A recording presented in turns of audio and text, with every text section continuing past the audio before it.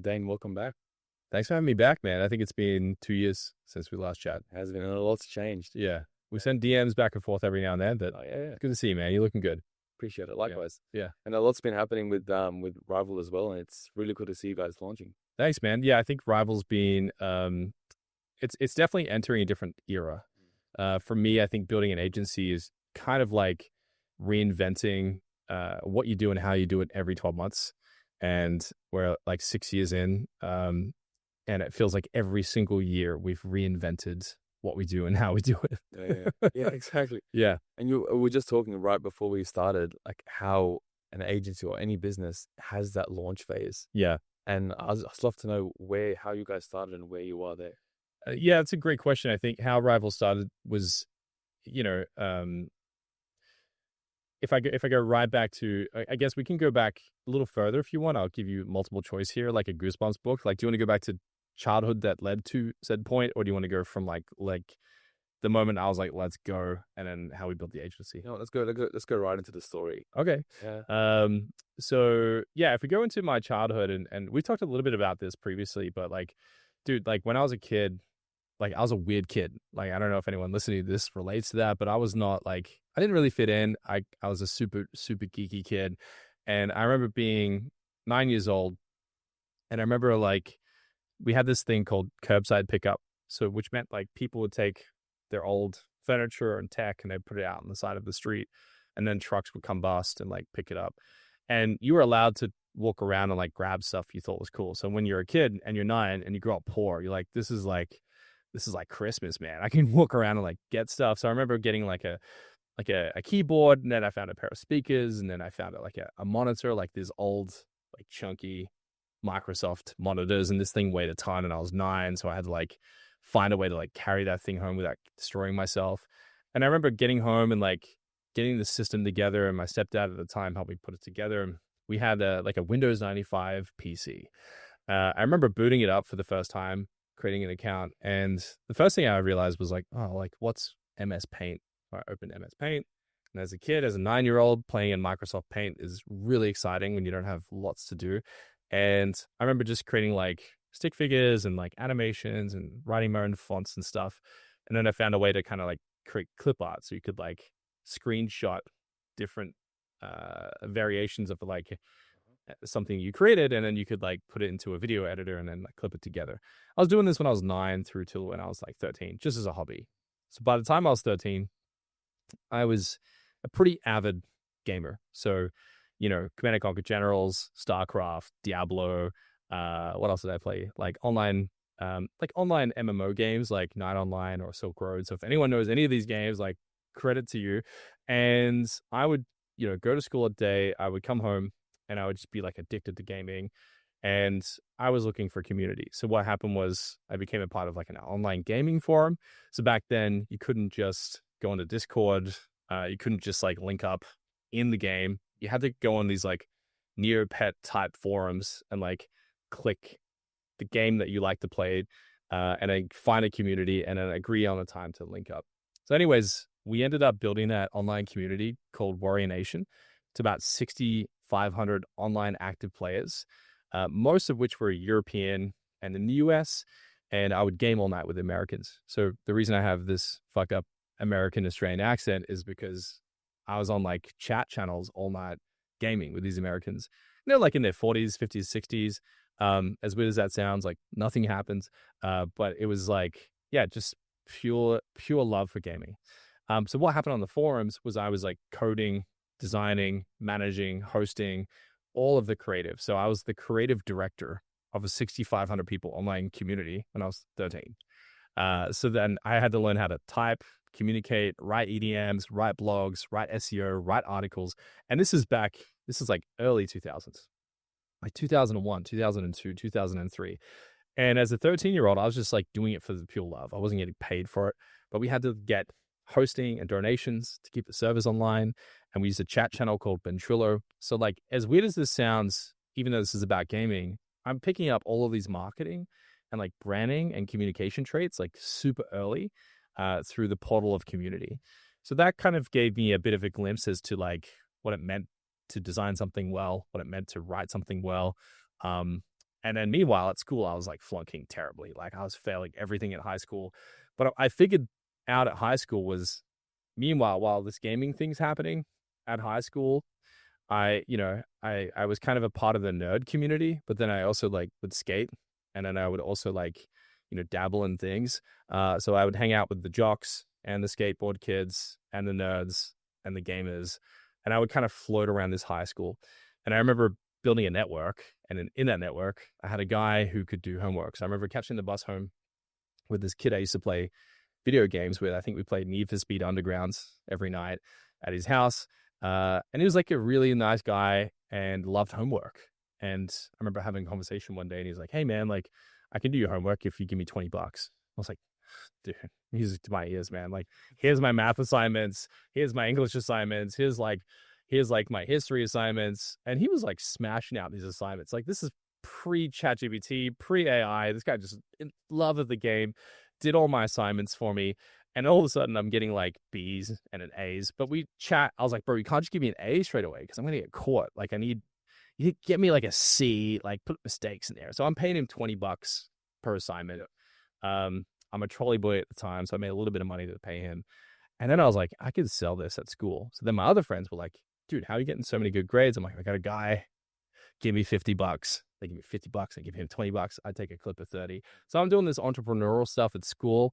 And then at the same time, I'm selling junk out of my backpack. So I used to go to school with 2 backpacks. Yeah. One was full of my purchased assignments from this guy. The other one was full of like chocolate bars, soda, and chips, because they banned vending machines at high school when I was there. So like the first year of high school, they banned vending machines, and we had this thing called Tuck Shop where you could like go in and like walk through this store and like buy junk food.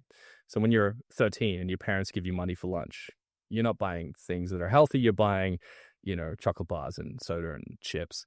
So I remember loading up my backpack from a supermarket, loading up my books in the other one.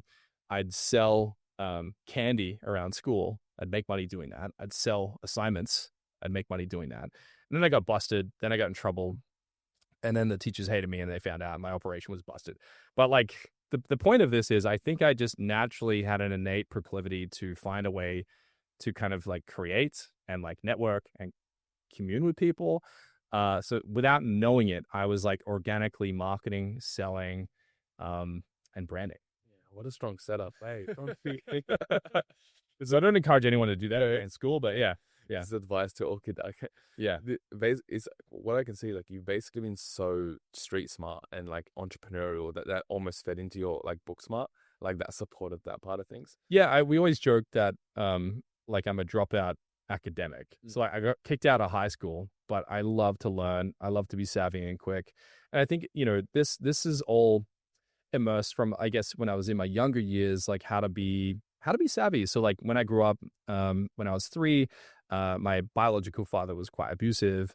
My mother, because of that abuse and because of her trauma from her childhood, that, horrific things had happened to her, she was like not in a great place. And then I spent like 3 through to like 12, like in and out of foster care, in and out of like trailer parks, in and out of like living out of the car or waking up in a strange place with strange people. And just, I guess, all the way through my childhood, never quite feeling safe, never quite feeling still, calm, protected, or measured. Everything was just chaos all the time. So I think when I was a young kid, I just had to kind of grow up really quickly. I had to be able to read people quickly. I had to be able to like analyze threats. I had to learn how to communicate, get out of bad situations. I won't go into all the details, but I think I had to, as a young kid, like learn how to survive and deal with pressure and stress quickly. So then by the time I was 13, I'd kind of just figured out a bit more about how the world really kind of worked. And I had like this survivalist, thrifty, everyone's out to screw you over mentality. So I would just proactively flip the script. I think that was just my way of coping. And then I didn't really find localized community. So then I found online community with people that were more mature. And I'd spend my day literally being friends with like 30-year-olds and talking about their day and what it was like being a cop or like a lawyer. And here I am as 13, just talking to them about commerce and how I'm making money at school. So they just thought I was this crazy cool kid that had figured shit out. But I think from a young age, I was kind of thrust into an environment where I had to learn how to be clever and thrifty, and sharp on my feet. Yeah. That would have been two completely polar worlds, like being very negatively reinforced in like the physical world at school, and being, completely negatively reinforced on a completely positively reinforced online. And to see like the difference between being positively reinforced and how you were completely drawn into that world, the world of online, RPG, that type of game. Man.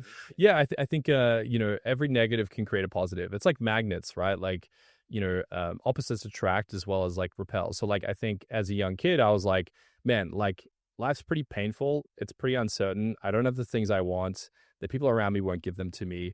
So my internal dialogue was like, well, go get it yourself. So I was the bratty kid who would ask too many questions. I was the kid who was like wildly curious because I was like, why do these other kids have the things that I don't have? And like, how can I get them? Because when you're a kid, you don't really think beyond that. You just go, he has cool clothes and shoes. She has cool outfits. Why don't I have that? Their parents seem nice when they pick them up. Why don't I have that? Their parents have a nice car. Why don't I have that? When I go to their house, everything's cool, calm, and like loving. Why don't I have that? So it's just constant friction as a child to look at like, it's almost like a grass is always greener over there perspective, which you could say, well, that's horrible to have experienced that. But I'm like, in its own weird way, it was like kind of a breeding ground for entrepreneurship from my experience, from my lens, because my inner dialogue was just like, why don't I have that? I want it. And then it just became, well, I started to answer the questions. I was like, oh man, like I can like, I remember being like, I think 7 or 8, I was at this foster home and I was really bored one day. The family was really strict. They wouldn't let me, really do too much. There was nothing to play with. So you just like walk around the neighborhood and like kick rocks, you know what I mean? And then you see like someone across the street. I remember being like 7 or 8 and I'm watching someone wash their car. And I walk over there as a curious kid. I'm like, hey, what are you doing? They're like, washing the car. I'm like, cool. Like, can I help? They're like, sure. Like, are you the kid from across the road? Like, yeah. I remember washing the car with them and just asking them questions and just being a weird kid. And they were like, hey, like, thanks for helping. Like, here's $2. I was like, huh, I can make money washing cars. I was like, great. And then I remember like knocking on every door and it was like a cul-de-sac. And I went around this cul-de-sac and I knocked on every single door. And I said, can I wash your car? And I remember like asking the foster parents, like, hey, can I have a bucket, a sponge, and like some car wash? I want to go wash cars. They're like, sure, like whatever we can do to help you stop asking questions. So then I remember going around the neighborhood, getting $5, $10, $2, whatever I could get. And I think it was just like, oh, okay, cool. Now I have the money for the first time. And I remember the foster parents were like, hey, let's take you to the shops. You could like buy something with this money. I was like, sick, So I remember going to the shop and picking like, I think it was like a Power Ranger. It was red. You could push his button on its belly and its head would flip between like the guy's actual face and the helmet. And I was like, dude, sick. I can like sell, car wash services, get money, go to the shops, buy Power Rangers and cool shit. So I don't know, as a young kid, I just figured out if I wanted something, I had to do it. And I think that if you take that through to today in business, if I wanted my business to do something, I would just be super self-sufficient, super resourceful around like, what can I do at this moment to get me closer to the thing I want? And I think that honestly, man, if I were to be honest here, I think a lot of people were kind of potentially robbed of that experience as a kid. Because as your brain's like wiring and as you're figuring out your place in the world, they're really good times for a child to experience how they can themselves solve a problem. And if you don't have that, if you have like a helicopter parent kind of coming in and doing things for you all the time, I think that can foster through to when you're trying to build a business and you're like, man, I'm used to like having my parents like help me with this. Now I have to do it all on my own and no one gets it and no one supports me. I just think I had such an advantage having nothing as a kid to go, I'll do it. I'll figure it out. I'll find a way. That developmental psychology in the early days for that to develop into who you are now, and to see the positive out of it, to me is honorable. Like I think it's easy to forget that you've almost been to like 40 schools growing up. Like, yeah, that's a fact. Yeah, I went to a lot of schools, man. 40. Yeah. It was like 30. I lost count. It was like 36 or 37 or something. Yeah. Like getting close to that amount, to look at that even with all the abusive childhood and with the changes, and surely there's been some social awkwardness throughout the 40. Dude, I am super socially awkward. Like, I can't even like describe how introverted and strange my brain is. I've just like rehearsed and trained myself to be somewhat acceptable and in like a social setting. Yeah. It's like I'm like, I hope I look okay right now. Like, I think everyone thinks I'm normal. Yeah. Trained yourself. Yeah. It's like you have to like dumb yourself down. Yeah. You know, when you're like at a family barbecue and everyone's like talking about like mainstream stuff, you're like, yeah, I kind of want to talk about like some crazy shit, but everyone's going to figure out I'm weird. So, whoops. I always do with that, bro. The fact that like you're taking that in a positive light, is really cool. I like that you're looking at let's just say up to 36, 35 schools as an opportunity to either, look at things differently. Right. And yeah, it's like an opportunity to reinvent myself every time. I was going to say, like, imagine if every school you could think of it as like a rebrand. Yeah.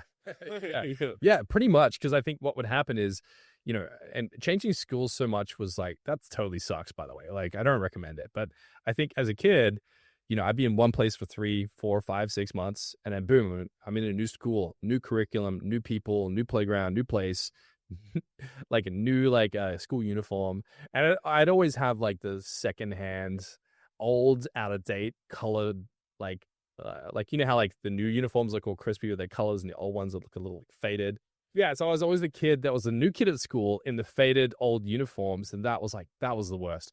But I think every time it was kind of a reset, like it was kind of exciting because you would be like, okay, cool, like I could be the cool kid if I really figure it out this time, and I always end up like in the weird kid group. But like, at high school I did okay, like when I was 13. Because again, I got to reinvent myself. But yeah, it's totally like a rebrand. And I think even like moving companies, like if you've had a job and then you go to a new company, I'm sure everyone's experienced this where they're like, okay, don't be weird. Like, time to like step up and be a better version of myself. So in this new job, I'm going to have better relationships and I'm going to do a better job and get paid better. You kind of want that opportunity to reset. And I think going through that as a kid just prepared me for entrepreneurship, because every time you're on a call with a client from a different industry, with different backgrounds, it's like reset. Like, you got to reset the sales process. You can't just use the same conveyor belt. You got to mix it up. But totally, man. I think that gave me a gift of just being able to be really good at like reading people and like reading a room and like testing the temperature of like the culture and like how to fit in. And just having so many experiences like that, I can only look at it as like a positive, from then till now. Even sometimes I catch myself getting piffy around the internal reason as to why I'm actually doing all of this. Yeah. And I see like there's obviously always, even in entrepreneurship, there's always something deeper. Yeah. Like you see all these, all the success, you see all the hard work, you see all the innovative thinking. There's always something that's like really, really deeply ingrained that they just think about before they go to sleep every single night. Yeah. And I'm curious to know where like that comes from for you. Oh, that's a great question. I think my desire to be as entrepreneurial as I am, honestly, like we had a conversation with a few close friends recently as to like why I'm like this, and everyone kind of figured it out. And that was as a kid, right? So like as I grew up like this, I always felt like I was the outsider. I was the black sheep. I was the lone wolf. I was the threat, right? Because when you go to a school, kids are rough, man. Like, if you're in a school and you're the new kid with the faded uniform, everyone's like, who's this dweeb? Like, so then immediately you're like copping the flack of like, these guys all know each other. They all grew up together. I'm the new kid from out of town with the weird shoes. And I'm not cool. So then it's like, okay, like, what do I really have here other than like my personality, my ability to communicate, tell stories, make them laugh, make them like me? I think I grew up deprived of being in the clique. I grew up deprived of feeling a part of a community. I didn't have community in my home because my mother was going in and out of alcoholism and in and out of drug abuse and in and out of abusive relationships. The other kids in my neighborhood, I was also an outsider because they're like, oh, your mom's the one that like has arguments on the front lawn at 3 a.m. So then it's like, we kind of don't want this kid in our house.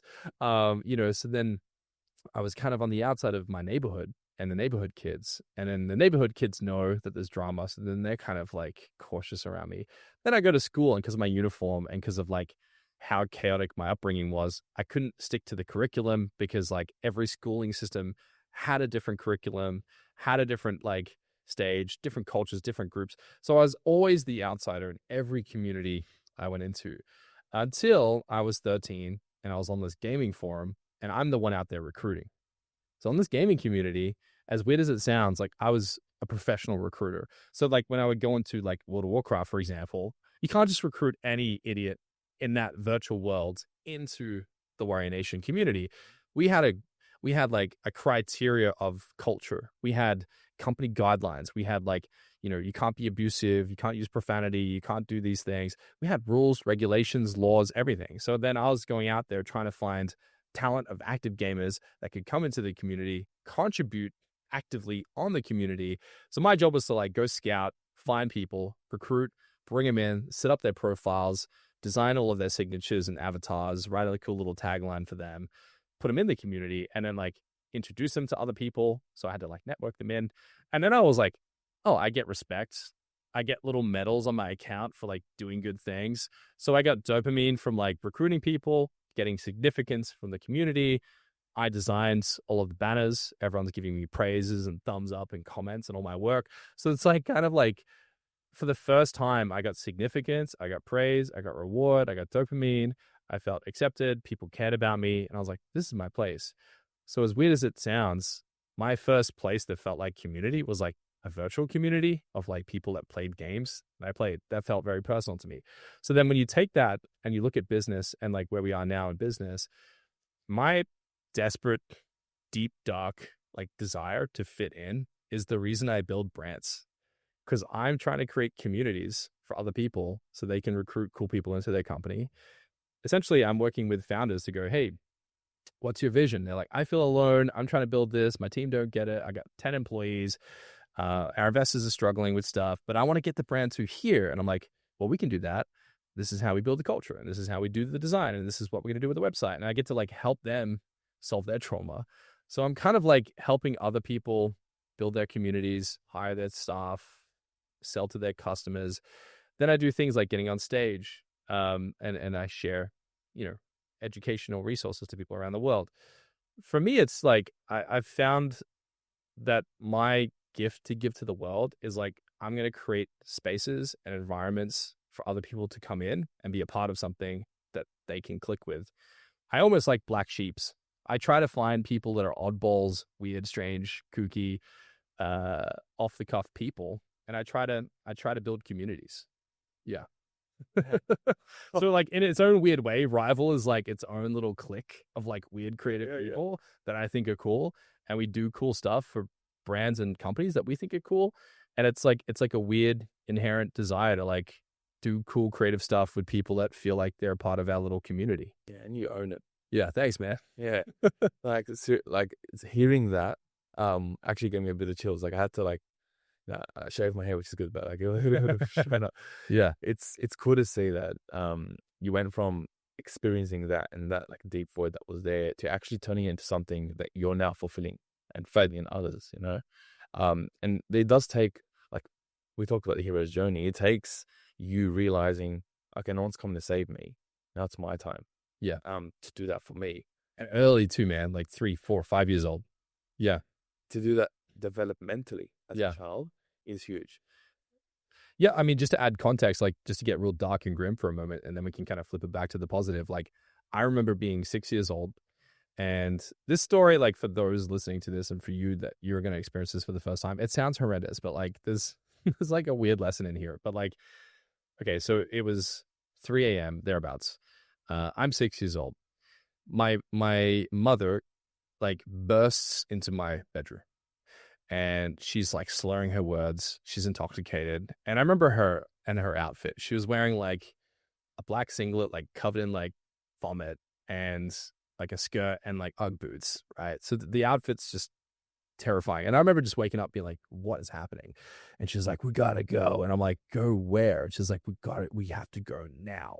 And as a kid, you're like, I'm safe in my bed. It's warm. It's 3 a.m. I start crying. I'm like, what's happening? Anyway, so we're like walking through the suburbs at 3 a.m, and it's terrifying. It's cold, and she hasn't dressed me properly, and I'm pretty sure I'm barefoot. and there's like a train track line, and we're walking along this train track line, and I'm just freaking out because when you're a 6-year-old, you see like Rocky and Bullwinky movies and they get run over by trains. So I'm just terrified as a kid. Anyways, we walk for like an hour across town to a bottle-o, which is in Australianisms, it's a liquor store. And we get, she's getting cask of wine. I remember standing there, and the guy behind the counter is just death staring my mother, just like, you piece of shit. Like, he was just like looking right through her soul. And it looks back at me and he's like, hey kid, like, how are you, man? And I remember my mother just like, she was in a state and she was stressed out and she's trying to, get her wine. And he's like, hey kid, he was like, do you want some chocolate, man? I was like, because he could tell I was crying and I was upset and I was freaking out. And he's like, do you want some chocolate, kid? And I was like, yeah. He's like, whatever you want on the front counter, man, you have it. And I'm like grabbing chocolate bars and chips. I'm putting it up on the counter. And then my mother comes over and he says to my mother, you're going to pay for all of this. And she's like, what? And he's like, you're going to pay for all this for your son. And she's like, no, I'm not. I don't have enough money. Just give me the booze. And he goes, you know what? I'll pay for it. And the guy pays for the stuff, gives it to me as a kid. And that's like the earliest memory I have of like, as weird as this sounds, of like someone just, I don't know, like kind of seeing into my situation and going, God damn, this poor kid, like, I care about you, dude. And that just stuck in my head. And I just remember that moment and how like crazy good that felt to like have someone, just a complete stranger, try to do something like, as dude, when you're a kid, chocolate and chips is like the coolest thing ever. But anyways, like these gestures of goodwill, I think that if you think about business now, and I've been burnt by this, I'm sure you have as well, where you give away too much, you're generous and you're purposely helpful to other people, and they take advantage of you. But still, at the end of the day, it's like, it feels good to give and then like have no expectation to get anything back. And this is the entire ethos of like everything we do with branding, and everything I preach with branding is like, give and ask nothing in return. Just like that guy in the bottle shop did. Just like, hey kid, I'll pay for it. It's your chocolate. It's your stuff. Like, enjoy your night, little guy. And I remember him also saying to her, like, hey, like, can I order you a cab? And she was like, fine. And I remember getting a cab home instead of walking back to the train track. So it's like 4 a.m. I'm in my bedroom, eating my chips, eating my chocolate, and just like, man, what a cool guy. And I think it was like 2 or 3 weeks later, child services came and they took me away. And then they gave me a better living environment. But the point of that is, if you think about the state of social media and the state of branding and the state of business now, like how many people out there in the world are like giving it all away for free and like, hey guys, like you're struggling in business. Here's resources. Here's stuff that can help you on your journey. Hey, we don't want anything, like good luck. Everyone thinks they're doing that, but there's maybe a handful of people, I believe, doing that at scale. One of those people is Alex Hormozi, Layla Hormozi. Like the amount of stuff that those two are giving online is like remarkable. Like they're giving away arguably like hundreds of thousands of dollars worth of personal development at scale for free consistently. But this is where whiplash is back. Like if you can understand this principle in business to give without asking, despite it not making sense out of goodwill, you're going to make a lot more money than anyone in the market who refuses to do that. Don't get me wrong, it probably takes a lot more effort. Oh yeah. And it's a lot harder, right? But I mean, you become known for that person. And imagine if you could be that guy who helped you out as a kid. Yeah. But to everyone. But here's the magic of that story. So anyone who listened to that story, you just listened to that story, you can turn everything negative into a positive. Everything. Like I've gone back through, and I've worked with like psychologists on this. I've gone back through my childhood and I'm like, hey, how do we like change the narrative of everything horrible that has ever happened to me? And how do I attach a new story to it, a new meaning? And like, I've worked on this for years, and anyone can do this. If you've had a horrible experience in the past with anything, it could be a business deal gone wrong or a customer that screwed you over or something that happened in your childhood. You can literally go, I'm going to attach a completely new narrative to that experience. And that to me, I think has been the reason we've done so well in business, is because like you can control the narrative of everything that happens. Everything can be a good thing if you attach something to it. And the best way to do this is just, when you have a memory, just ask yourself, like, how do I feel about this? If the feeling is like, man, I feel like nauseous and like gross and stressed, it's like, well, what's the narrative? Well, man, how could a mother do that to a kid? And that's a horrible thing to happen. I'm like, okay, cool. How do we change that? So I think for me, asking questions is the most potent way to deal with trauma. From my experience, I'm not a psychologist, but just the questions you ask yourself about your experience in business is the reason that people can either go one or two ways. They can do well and prosper, or they can fizzle, burn out, and like fail. And we've all probably dealt with both. But honestly, man, it always comes back to narrative and questions and how you choose to attach narrative and questions to previous experiences, albeit business or childhood. Completely. It completely reframes your reality. And if you can ask the right questions and reframe your past, that trains you to reframe your future. Exactly. Yeah. Like imagine That's a great quote. like that literally allows you to control or at least predict your future if you can do that for your past. Well, another thing here as well is like when you grow up without control, what do you want? Control. So again, if you're the type of person who tries to control everything, that probably stems from something. I tend to try to control a lot of things. And I think that, again, our behaviors, our traits, the things that we tend to do with our time always stems back to narratives that we've attached to our previous selves, our previous experience. Completely. Like I came from Lebanon and my parents escaped the war just to get us here. Like I was 9 months old when I came here. And my mum literally had to duck down with my sister like while they were getting shut out just across the border to Syria to be able to fly here. And the whole plane flight and some of the surgeries that were done for my brother at the time were all debt. So they came with like negative 30,000 at that time, which is probably a lot more now. And to see that, like that's what they came with. And for them, they didn't have this ability to reframe. That wasn't too popular back then. So like it stayed. And I also moved a few schools in primary and it was like hectic. That's why for me, like control was important to me as well because I felt so out of control, especially coming as an immigrant from a different country. Reframing that into fuel instead of it being the reason why I can't succeed has been the biggest unlock I could have ever imagined. That's amazing. And I think, I could just picture your mother like in that situation and how much love she had for you and her family. And like to have gone through that, man, like that's remarkable. Yeah. Yeah. I think that love the father or a mother can give is unreal.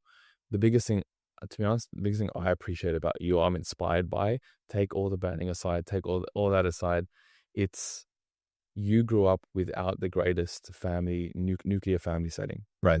But now you're doing everything in your power to make sure that exists for your children. And to be able to go from there to here takes so much personal work.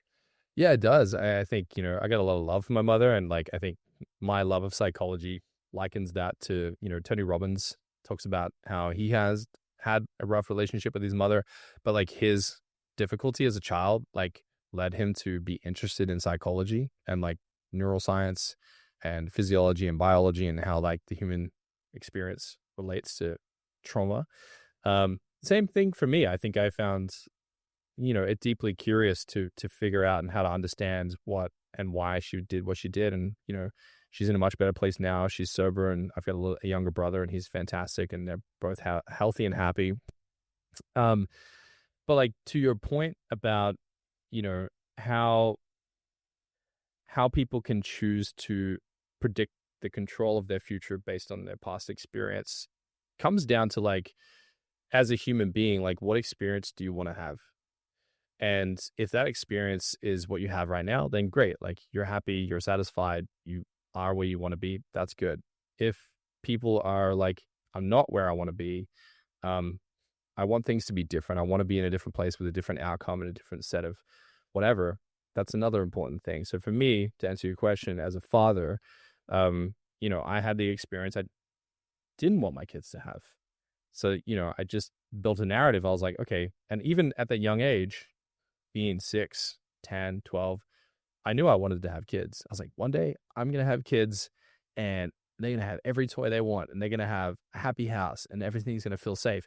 It was almost like I created this fantasy in my head of what should have taken place as I was experiencing what should not have taken place. So that, when I was 21, 22, 23, I was like, you know what, like when I have kids, when I have a family, I really want to make sure I'm setting up a household, a family nucleus that to me is like traditional, and is safe and fun and full of memories and joy. And again, I'm not a perfect father, and I've had moments where I'm like, okay, I gotta change behavior, I gotta change the way I do things. But I've got my daughter who's just turned 5 today, Harlow, my son Joey who's about to turn 3 in Feb, and then we have a newborn that is due at Christmas.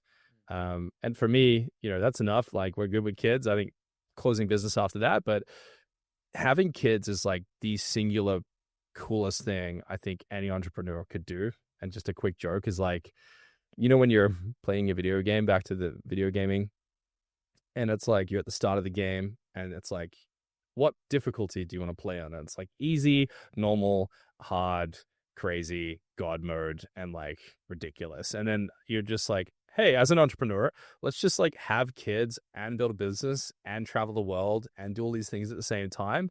And it's like, dude, like let's pick like ridiculous mode or like hardcore mode and go straight into life like that.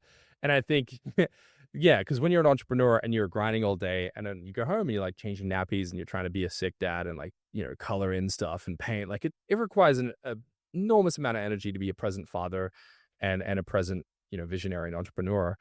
But like, there's such a dichotomy between like parenting and like leading, right? So like when your child does something wrong, you can have empathy and love and like just pure innocent admiration, but then also like, that's not the right thing to do. Like, how do we course correct?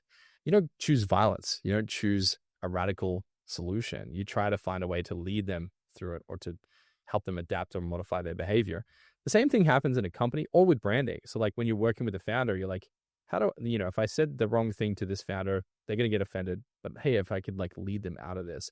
So weirdly enough, like I've used things I'm learning as a parent in the business, and then I'm using things I've learned in the business, like as a parent, like structure and like creating experiences. And the same way I want the customer to have a great experience, I want my daughter to have a sick weekend. So then I'm engineering her weekend experiences. I just think life gets richer in my experience if you can find a way to have both. Yeah. Yeah. Harder again. Yeah. And yeah, I mean, I think ultimately, that chaos, like growing up and having all that all that happen to you. Yeah. I think in a way you've kind of transmuted that and turned it into like almost a superpower. Oh yeah, dude. Yeah, like dealing with that amount of stress as a kid. I can deal with like obnoxious amounts of stress as an entrepreneur. Like, the team will have maybe some idea sometimes, but like almost no idea that I'm like having a pretty hectic day. And then, under the water, I'm like a duck paddling for dear life. But on the surface, you're trying to be cool, calm, collected. I just think that having such a back-to-back stressful, painful childhood has like set me up to be able to be like, tomorrow it's, open my eyes. It's a new day, new problems, like reset. I think as a kid, when you have that much stress and trauma, like every day is like reset. Like you control alt delete yesterday, like let's just put that trauma in the cupboard. Let's just hit it different. Like, we left this school, now I'm going to a new school, or like I'm out of this home and now I got new parents for like a couple months. Like, I think I don't know, like you just got to move on quick. I think people stagnate. I think if you get stuck or you stagnate, like that's where entrepreneurship goes to die. Like if you are comfortable and everything's going the way you want it to, it's probably a sign that you need to start preparing the next season. You can't stay there for too long. Yeah. So I get anxious when things are going too good. I'm like, how do we create some more chaos, man? My team hate it. Kind of the ethos of rival as well. Yeah, like the brand's going great. Let's write a book. The book's going great. Let's start a podcast. The podcast is going great. Hey, let's do a live event thing. Like, I'm always trying to find the next crazy, stressful thing to throw my team at. I mean, that's it's been helping you, And yeah, I poor team. Yeah. I mean, they love it. I think we found a group of people that are like, yeah, like let's bring it on. Yeah. And I want to go, like, for me, I go into the emotional state needed when you're in that moment and there's something new that needs to take place and like everything has to be forgotten in the past. Now you got to push. Yep. And it's kind of like that. What's next? Type like feeling. Yeah. I think, Huberman talks about this, like, he said this thing where he was like, okay, if you have like a big working day in front of you of like 4 hours of back-to-back work to do, and you know you have to commit to that, but you can't sit down and breathe for 2 minutes and meditate. He's like, man, if you can't breathe and meditate for 2 minutes, how can you do the 4-hour thing? So I think the little things matter, like the little, let's just reset. Let's just take a deep breath. Let's walk around the block. Let's call a friend and ask their advice. Like if you find yourself at the edge of going into the whirlpool, like what can just pull you back?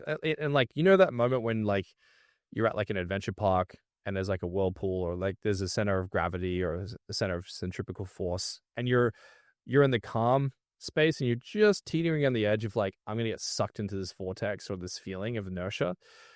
That's what I feel like when I'm on the precipice of like, I'm about to go into a bad experience. Like, how do I yank myself out? And it's not like, it's like a finite margin of change. Like you don't have to swim for your life, but there's a moment when the centrifugal force moves. Like if you're, when you're at the beach, maybe this is a better metaphor, and a big wave's coming. And you could paddle for a little bit without anything going wrong, but there's a certain tipping point where the wave starts pulling you back into the wave. And you're like, shit, I'm caught in the inertia of the problem. I think you just have to get good as an entrepreneur of like knowing which waves to catch and which waves to like swim at and over. And I think that, people try to spend too much time running away from problems. But when you're right on the precipice, like you have a moment where you can shift what direction you want to go in. And what I'm trying to say is like too many entrepreneurs get stuck on getting pulled through these waves without being in control of them. And I think that my experience as a child and my experience as an entrepreneur and my experience as a brand strategist is like, how do you control inertia in the market with social media content in a business to work in your favor? And it's like, this is the weird thing about entrepreneurship is like, usually from my experience, the highest performing entrepreneurs at the highest peaks and the highest levels, they're pulling narrative from deep, dark places. And I think pain is like one of the most epic ways to like find energy. Everyone tries to go to joy for energy, but you can take negative pain and you can like transmorph that into good energy. You can make bad chi good chi by like just maneuvering it or like catching the inertia and just deciding to put yourself in a different position. Oh, completely. Like being able to turn negative or positive stimulus into positive response is everything. Because like you can even have a really good positive experience and then choose to be complacent and that not be helpful. Exactly. So it's like, imagine if you can, to the helpful and the unhelpful, to the positive and the negative, make it and use that as fuel for whatever you're trying to achieve. I would agree wholeheartedly. I think like the whole point of the game of entrepreneurship is like,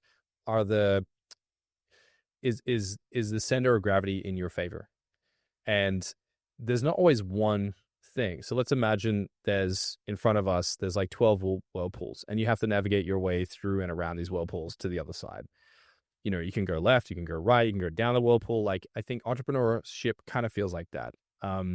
And how do you get from one side to the other? It's just kind of knowing where you're kind of getting pulled. Are you getting pulled into distractions, or are you putting yourself in a position of clarity? So it's like you're always, in my experience, in like strategic clarity or in like distracted chaos. Strategic clarity for me is like, I want to get to the other side of this whirlpool. There's 3 routes in front of me. I think this might be the best route. This is probably the ugliest and the most terrifying. And there's probably a happy medium route in the middle. And, what does every entrepreneurship hope to do? Well, they'd hope to take the best route from one side of the problem to the other. Typically what happens is, from my experience in entrepreneurship, you plan for the best, prepare for the worst. You probably end up in the middle one somewhere. But just having a good sense of like, okay, like how do we stay clear? Clarity for me is like knowing what you want, why you want it, the person you need to become to have it, and then the reward at the end. So many people try to start with the reward first. And it's like, well, before I jump into this whirlpool, who do I need to be to get across this whirlpool? As an entrepreneur, grit, determination, you got to be thrifty and clever. And these things are like really crucial ingredients, right? So I got to be this character to get from one side of the problem to the other. What must I do? Well, I must navigate these treacherous waters to get to the other side. I got to avoid danger, and I got to stick to like where it makes sense to stay. Have is like, okay, I get to the other side. I get the reward of being safe or having the sports car or buying the holiday, whatever it is for you. I think entrepreneurs spend too much time on like getting the result or the reward and too little time focusing on who they must become and the actions they must consistently do, as cliche as this sounds, to get more of the rewards. The whole game of entrepreneurship isn't to have the rewards. It's to become someone new, to step into the new version of you, step into a stronger, craftier, thriftier version of you, and like do activities you've never done before. Like entrepreneurship is about doing stuff that people don't typically do. Like the mass population go, that's difficult, that's hard, can't be done. The entrepreneur is like, hey, there's a chance. Like I can get from this side to the other side. Like that's the point, right? It's like, I mean, there is a chance. Yeah, it's like that. Jim Carrey and like Dumb and Dumber. He's like, so you telling me there's a chance? There's a slim chance we can make it. That's me, man. As a kid, I'm like, you telling me there's a chance I could buy my assignments and like graduate? Let's go. Let's go. Yeah. It isn't hard to study the best in the world at their craft, especially being entrepreneurship. Yeah. And the best common denominator is that they have so much obsession. Like everything around them, who they are and who they choose to associate with, what they do on a day-to-day basis is just like dialed in on that one thing. Yeah. It's not just, I want it and I kind of, what do I have to do to get there? Well, I think anyone can do that. Like, here's the thing is like, okay, there's a question that we've asked people on our podcast, which is like, do you think anyone can be an entrepreneur? And I've heard very clever, very intelligent people on both sides of the equation to wholeheartedly say, yes, anyone can become an entrepreneur. And other people say, no, they can't. If we're going, okay, best case, worst case, likelihood in the middle, I think it depends on a few things. I think entrepreneurship and success in business depends on like really for me, 3 factors. The first factor is, okay, grit. When stuff gets really hard, will you continue? If it doesn't make sense, will you still wake up and do the thing? When it feels like no one believes in you, no one backs you, bank account's negative, people are chasing you for invoices and debt, are you still like, I'm going to keep going? Like, that's grit. You could say that's stupidity, it's stubbornness, or it's just sheer unwillingness. It's a complete refusal or acknowledgement of like, it won't work. It's like, I will continue. This thing will crash and burn. I'll wake up tomorrow. I'll build it again. Grit. I think if you have that, or you can find a way to have that in your life, you're off to a really fucking good start. 2, I think, is obsession. You have to be like obsessed with like the thing that you're building. It can't be like, hey, there's an opportunity, there's money to be made here. I'm excited about the money. I'm gonna do it. That's not obsession. Obsession is, I can't sleep, eat, drink, or hang out with anyone without thinking about this stuff.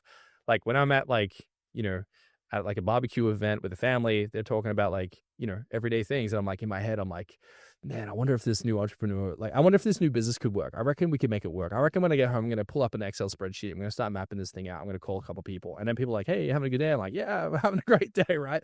Like the obsessive part of this is so crucial. And I think everyone has obsession. Everyone's obsessed with something, whether it's eating or running or training or like dating or drama or in my case, gaming or like creating stuff. Like everyone's obsessed with something. Like to be a human being is to be compulsive and obsessed with something. So to be an entrepreneur is like, okay, does that obsession align with the financial gain of being an entrepreneur? And if people can move that energy to what makes them financial gain, you could be an entrepreneur as long as you have the grit to push through. So you can be obsessed and have no grit and not get anywhere, right? You can be obsessed with thinking about it, but then you add grit. Now you're obsessed with doing it. I think the final ingredient for me is like really trying to find like delight in things. If you're obsessed with something, but you kind of hate it, and it's like a negative obsession, like a love-hate thing, it's gonna be hard. But if you're like, when I do this thing, I feel really fucking good about it. Like that intrinsic delight of like, this made life better. It made everything feel more rich. If you can get grit, if you can be obsessed, and you can truly find some kind of reward in doing the activity, it doesn't have to be financial. It could be like, I met someone today and they were cool and they told me a cool story, or like, I felt like I made progress today. I felt like our network expanded, or I felt like that project moved forward. Like if you get like that goosebump, oh, that feels good. If you can find those 3 things and they align and they're able to find a way to exist in your business, like that's a really great place to start. I hear you enjoy the journey more than enjoying the destination, but talking about that elaborately Yeah. into what those ingredients are, Right. like it does make a lot of sense. And like it it's something which is trainable to some degree. Like you can train those components individually, so it can Yes. set you up. It takes time, Yeah. right? It takes time to be gritty. And everyone's got grit on something, whether you're like stubbornly in an argument and you refuse to be wrong, or like, or, whether you're like, I got to get to work on time, so I decide to speed to get there. Like everyone has grit, everyone has obsession, everyone has delight. I think for me, entrepreneurship is like, how do I get them to be synchronous and coexistent in the same place? And it's all energy. Obsession is energy. Grit is energy. It's kind of like sometimes like negative or like stubborn or like a bit of fuck you energy. Like, obsession is kind of typically things that like give us a rush or give us a thrill or give us goosebumps. And then delight is like, I can live with this. I feel like I'm in my place. I feel like a sense of belonging.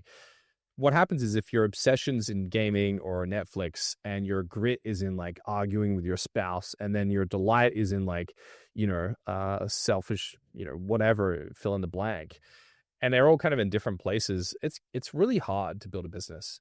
But dude, if you can pull those things together and lock them into like place like Lego bricks and just go like, these things are like one structure, and I'm going to like go build a branding agency, and like my grit, my obsession, and my delight is in building my company, dude, like life becomes pretty good. And it's pretty, in my experience, pretty difficult to get burnt out when those three things are synchronous. Yeah, it's aligning everything. It's intentional living, intentional branding. Yeah, totally. Yeah. Totally. And what I didn't realize reading the book was, well, your 90-day brand plan was initially, I thought it was going to be a lot more tactical than I thought. Right. And then it was actually a lot more into like those characteristics needed the first 90 days to hit launch velocity. Yeah. I'm curious to know what was the initial motivator to doing that? Yeah. So there's a bit of a story behind the book. Myself and Cam, our producer behind the podcast and my content, we sat down and we were discussing like, hey, like a lot of people are like DMing me like, dude, write a book. And I was like, Cam, like, I don't think we're ever going to write a book. And then one day he comes into my office. He's like, hey, did you see that email from Wiley Publishing? I was like, yeah, we saw the email. And he's like, what do you think? I'm like, like they want to do a book deal or something. They're offering like, like X percentage. Like I'm not really interested. Like I'm so busy, man. We got all this other stuff going on. He's like, are you fucking crazy, dude? He's like, I've like looked up like the typical engagement from a publisher. Wiley's a massive publisher. They're huge. And they were very generous with what they were offering me.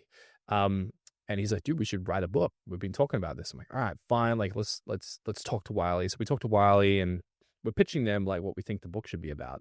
And I was running through my mind around like a couple different topics. I was like, we could talk about building an agency. I'm pretty good at sales. I could talk about sales. So they kind of pitched us to pitch them. Does that make sense? So like, hey, we want you to pitch us a cool idea for a book. We like you. You seem like a cool guy. So I get in this pitch and I was like, you know what? Like the biggest thing I get asked about is like, how does this whole thing that you're doing work, Dain? Because they see me making content, educational resources on Instagram and TikTok and other places. But then behind me, they see this massive branding agency and they're like, what's happening here? Like, why are you making content? You run a big company. Like, aren't you busy? And I was like, no, like the personal brand feeds the company. Like there's a whole strategy playbook here. I didn't invent this playbook. I stole this from Gary Vee. So I experienced Gary Vee for the first time. I think it was 2018, 2019. I always forget the year. He was on stage, 5,000 people in the room. He lights the place up. I'm in the audience and I'm like, what is happening here? Because I was there in this event for 8 hours and, he captivated the room. Anyways, I'll loop this back to the book. But what happened was Gary inspired me so much by like just giving value to the room. Everyone at this event was speaking about their products and services. Gary's just like, have it all for free. See you later. But behind him on the screen, it said 1-800-GARY. And then I researched Gary Vee and I was like, oh, he owns a company called VaynerMedia. How does he get clients? How big is VaynerMedia? I was like, they have 1,800 employees in like 36 cities across the globe. What? And like, how do they build this company? And then I was like, oh, he has media. He gives it all away for free. He gets all this attention. People go, help us with our businesses. He plugs them into VaynerMedia, builds this massive media empire. I was like, that's sick. I want to do that. So I'm driving home and Ellie, my partner, she's like, how do you feel? I'm like, I feel like we're going to start a business. She was like, what's the business? I was like, it's an agency. And then, I went on this journey of like, well, how do I get attention? I'm just going to do what Gary does. I make content, got attention, turn them into leads, build a company. So then I was like, okay, my unique experience is I use my personal brand to grow a company. So when I was writing the book, I was like, why don't we just talk about that? Like how I built my company using my personal brand. And the whole idea for the book sparked from like, I remember I was at like a float tank, and Cam and I were going back and forth. We were like, okay, the book's going to be about personal branding. That's what it's going to be about. And I said to the person who managed the float pod, I was like, can you just play like crazy Viking music, which is something I like to listen to when I get fired up in the gym, is like Celtic Viking music, which we can come back to. So this story is all over the place. I apologize. But like, so they're playing Celtic Viking music on the speakers, and I'm in this like float pod, and I'm like starkers, which means in Australianisms, naked. And I'm floating in this float pod. I'm like, man, like, what am I like? I'm trying to think of like a thematic for the book.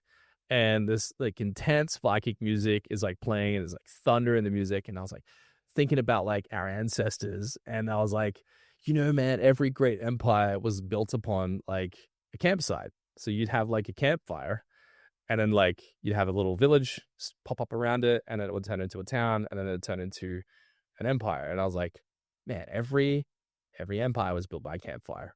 And I was like, well, what's the metaphor here? I'm like, maybe the logs on the fire are like content, and you build your fire, you attract people, you get attention, you turn it into a village, you build an empire.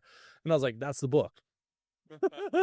So I remember like, and we're probably oversharing here, but like I was like furiously writing this together, and I'd write like 50,000 words, and my team would be just like delete down to 5,000 words. I'd be like, fuck, I'm going to write more. So I'm like overwriting the living daylights out of this book.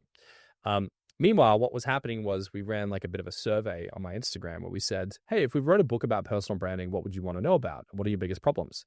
We had over 1,000 comments. Cam on our team painfully went through those 1,000 comments, and he said, okay, Dain, I ran these through spreadsheets. Even though there's over 1,000 problems that they have, they're kind of 5 categories. And I was like, what are the 5 categories? He's like, okay, they all are trying to figure out how to monetize. This is this cohort. They want to monetize. This cohort, their problem is they're trying to figure out like how to overcome fear of like being judged by others. This cohort feel like they're being imposters. They feel like they're faking it to make it, and they don't like that. It feels gross. This cohort are like, how do we start?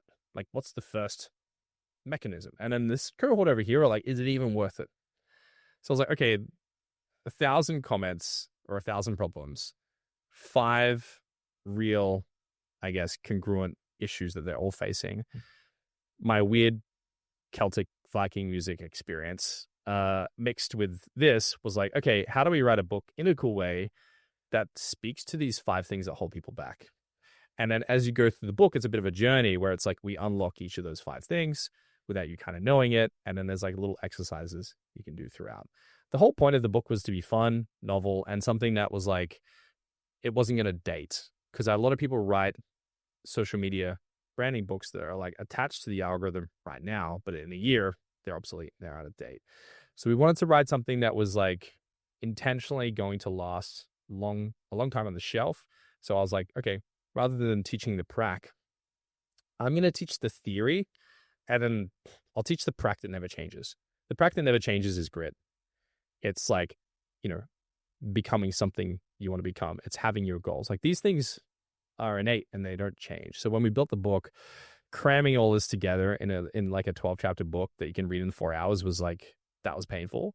And then reading the audio experience was even more painful, but that's kind of what spurred into what we put into the book. Yeah. Mate, what a story. I got pumped about the Celtic Viking music. That's like my go-to for deep work. Oh, really? Yeah. Yeah, dude. I don't know. Like, yeah, shout out to like anyone who makes Viking music, dude, because like it gets me in a mad flow state. We need more of that. Yeah, if the weirder, the better. Yeah, that's it. We'll get a cult going. We'll get that rebranded. Yeah, just Google Hai Long and thank me later. Yeah. Done. What do you think of enough this? Yeah. Awesome. And it's really cool to see that progression. Thanks, and man. to see that in now something that can last you for a lifetime. Yeah. Is one of the coolest things. Like books will last you. Yeah. Like beyond your years, hopefully. You know what I mean? Yeah. We don't write about that in the book, by the way. This is the first time I talked about that. Really? Yeah. Yeah. That's awesome. Yeah. I know Gary Vee had a really big impact on you, and a lot of it's in the book as well. Yeah, chapter 1, we I think no, chapter 2 we cover off. We cover off like the full story of what happened with Gary, like and the experience I had at the time. Yeah, Yeah. it's cool to see that the campfire to empire situation Thanks, man. came from Kelsey. Yeah, I was just like, when you're in a float pod and everything's black and you're deprived of any senses, I just went into like a weird vision. Yeah, into it. Yeah. I mean, it's really beneficial. Even I know people that really benefit from it. So, I mean, thanks for releasing it. Thanks, man. Appreciate it. What do you think is next? Yeah, I think that's a great question. What's next for us is we're looking down the barrel of a very, very disruptive shake in the market around what brand agencies do and what they are. I think historically, branding agencies have had like a fundamental, like, let me just, I guess, demystify the different types of agencies, if I may. So you have ad agencies, which are pretty much like, hey, like give us money and we'll like double it or triple it. So like, give us money for SEO, Google ads, meta ads, whatever, content, and like we'll put that out in the world. And our objective is to get a ROAS or profitability on, you give me $1, I give you $2 back, and then you're stuck doing business with me because I'm good for it. Marketing's a little different. It's a bit of that, but it's also like really trying to plan out like the models. So like, for example, it's like, what's our go-to-market strategy? So who's our target market? What do they want to buy? What are their problems? How do they see their problems? How do we speak to them? Like, it's like trying to figure out the analytical data and like some of the creative stuff, some of the ad stuff. It's like pulling all these systems together. That's marketing in my playbook. Like, a marketing agency isn't an agency that has a pre-subscribed way to solve your problem. A true marketing agency should look at your case and go, based in your predicament, in your market, in your situation, we're going to build this infrastructure that fits you. If they're like, we do this for other clients, it gets a lot of success, this is our 1-2 punch, that's probably an ad agency from my experience. Branding agency is a little different. If you look at what I call the true branding agencies, if you look at Ogilvy, Pentagram, Wyden and Kennedy, they do advertising and marketing too, but they're like true, like, how do you say it? Like, truists around like, what's the language I'm trying to use here? They're kind of like the purists, right?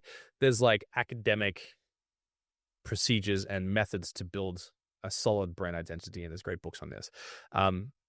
Branding agency for me is like, how do we build essentially like the brain that is a concoction of like the experience for the consumer, but then also like engineering what that experience should be. So like, let's say you take a brand like, okay, let's take a brand like, let's think about it.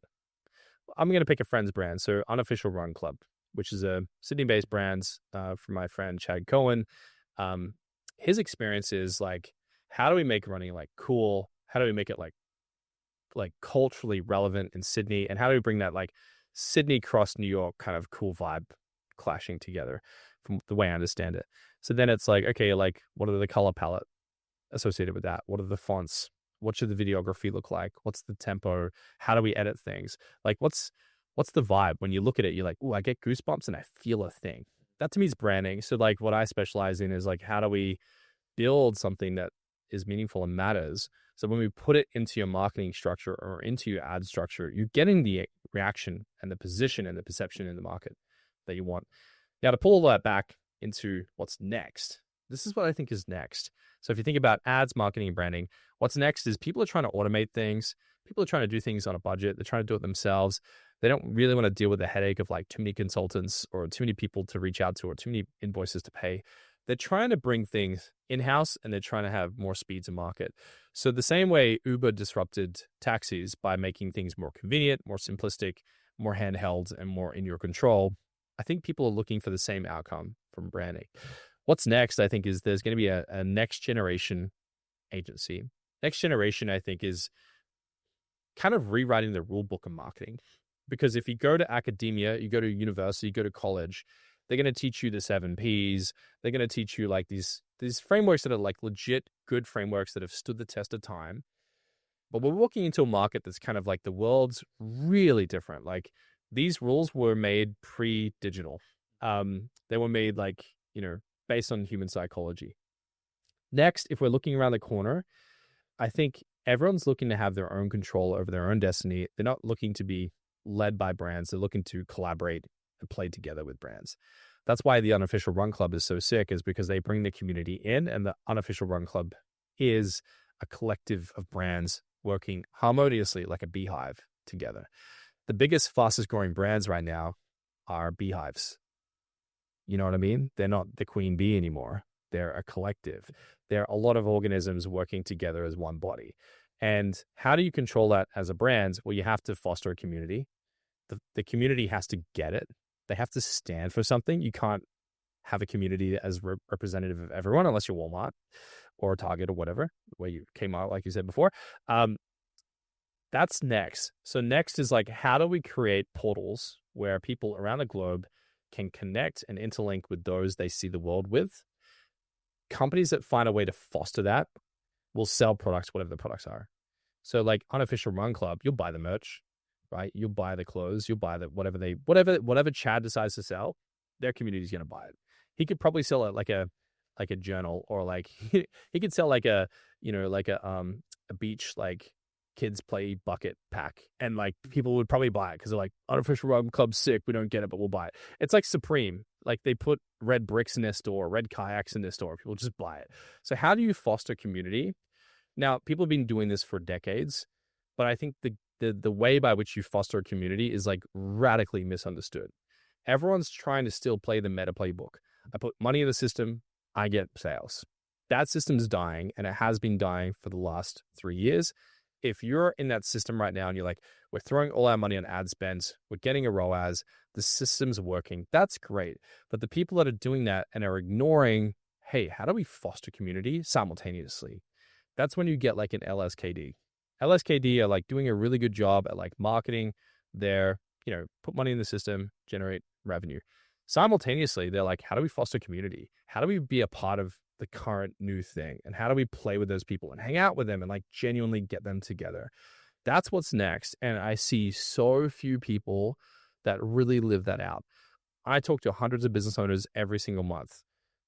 I might meet one business owner every 6 months that legitimately knows what they're talking about when they say community. Because in a workshop, everyone's like, yeah, we care about our community. I'm like, well, what are we doing right now? Oh, well, we have had plans for 6 years to do a little thing. And I'm like, okay, let's imagine that if we did that thing, who's going to show up? We don't know. Who's going to care about it? We don't know who our target audience is. Like, if you can spend the next 3 months as an entrepreneur, like clearly getting like really close to who the hell your community is and what they really want, there's money to be made. And I think that's next. The agencies that will help people figure that out are going to make all the money. So all my time, energy, and resources right now is like, how do we build an agency that is capable of supporting founders with intrinsically building community that people care about in their brands, not just throw money at ads. Talk about standing out in a lot of automation and everything being hyper productive. Like, community is such a big moat if you can build that within your company. Look at how many people are running through Sydney in this past week. Like, you've seen the marathon, right? Like, every third or fourth friend I'm meeting is like, are you going to the marathon? I'm like, what's happening with running in Australia? Like, I just think people are like really craving community. Like the same way I craved online communities. I think people are kind of tired of being stuck on their devices. Like, I think people are like realizing the same way we realize credit cards are bad and like too much drinking is bad. People are like, okay, too much screen time is really, really bad. Like, how do I get back to community? Because then you get deprived of the dopamine hit on your device, but then you hang out with a friend, you go for a run, and you're getting smashed with these euphoric feelings. And then you're like, what am I doing with my life? Spending my time on this device doing nothing. And it really comes down to two things as an entrepreneur. Like, you wake up in the morning and you reach for a device and you decide, I'm going to consume. You're going to have one type of life. Or you can wake up in the morning and go, I'm going to create something. I'm going to reach for a journal. I'm going to reach for a camera. I'm going to make something. Really, like, I think the people that are creating stuff right now are the ones that are winning in business. And if you're in a business right now and you're like trying to disconnect from creation and you're just focusing all your energy on like making profit, that type of business fundamentally is going to still have a place in the world, but it's just, you're not going to get the radical scalability that you can get if you're like a Chad Cohen, where you can actually build a community, get people to be hype about it, and then have a space where they feel like they're a part of something, and then build a business around that. Yeah. Yeah. I just think it's so cool how you've been able to link that community building experience at 14, 13 Yeah. to like, and how relevant it is at this point in time. It's just, I'm looking really forward. Yeah. I think to see where I was heading is exciting. Thanks, man. I think it's going to be necessary as well. And yeah, I'm a big fan. Can't wait until you start coming out with stuff that disrupts the market. Thanks, man. I appreciate it. Thanks for having me. Man, pleasure's mine. Thanks, bro. Cheers.